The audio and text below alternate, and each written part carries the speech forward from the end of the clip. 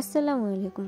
আপনাদের সাথে আজ শেয়ার করব একটি purple colour sari hand print কীভাবে আমি করলাম এবং পুরো ভিডিওটা আমি আপনাদের সাথে শেয়ার করব। দেখুন এই যে কত সুন্দর আঁচলের সাইডটা আমি আপনাদের সাথে অবশ্যই শেয়ার করব।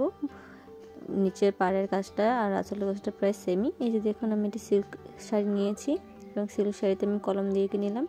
কলম দিয়ে না আঁকলেও চলে, কিন্তু আমি এঁকে নিলাম যাতে মাপটা ভালো থাকে। যেহেতু কালো কলমে কালোগুলো রং দিয়ে ঢেকে যাবে, তার জন্য সমস্যা হবে না।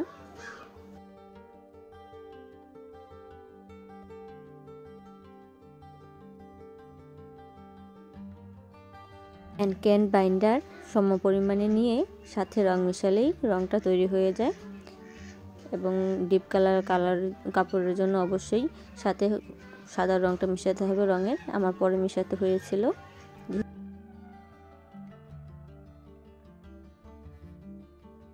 প্রথমে আমি আঁচলের সাইডে কাজটা শুরু করলাম। দেখলেন এই যে ঝুড়িটা আঁকছি আমি, ঝুড়িটার সাথেই ফুলগুলো হবে। ঝুড়িটা আপনারা অন্য কিছুতে বা মাপ দিয়ে যদি আঁকতে পারেন তাহলে খুবই ভালো হয়। এই যে দেখছেন কালো রংটা ছড়িয়ে গেছে, সেখানে আমি একটা ফুল দিয়ে দেব যাতে না বোঝা যায়।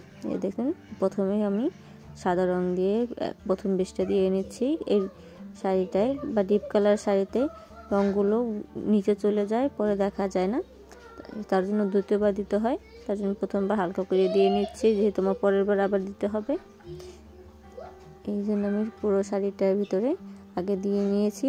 মাঝে মধ্যে যে নীল কালারটা দিয়েছি সেটার ভিতর আর সাদা রংটা দিতে হয় না, তার জন্য দু একটা বাদ রেখেছি আমি।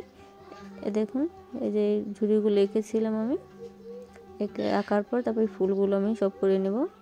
প্রথমে করব হলো সাদাটা যেহেতু করিয়েছি, তারপর আমি দু একটা বাদ দিয়ে গোলাপি কালার করব। একে একে মেজেন্টা কালার, নীল কালার, সবগুলো কালারের আমি ফুল করে নেব।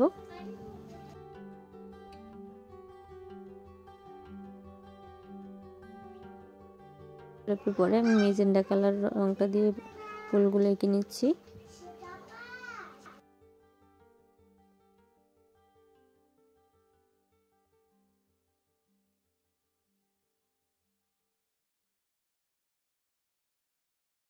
এরপর আমি নীল কালার রংটা দিয়ে নিচ্ছি।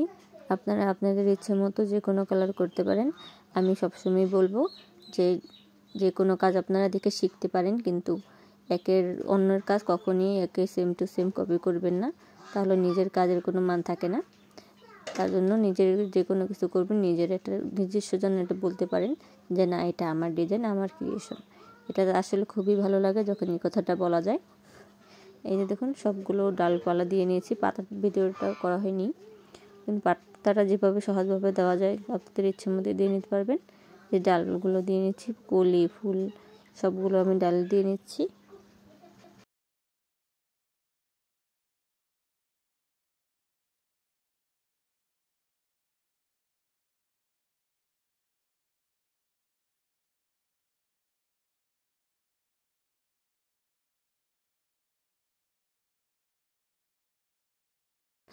সবার শেষে আমি সাদা রংটা দিয়ে উপরে ফুলের চারপাশে একটা বর্ডার দিয়ে নিচ্ছি এবং ভিতরে রেণুগুলো দিয়ে নিচ্ছি, তাহলে ফুলটা কমপ্লিট হয়ে যাবে। দেখুন, আশা করি সবাই বুঝতে পারবেন।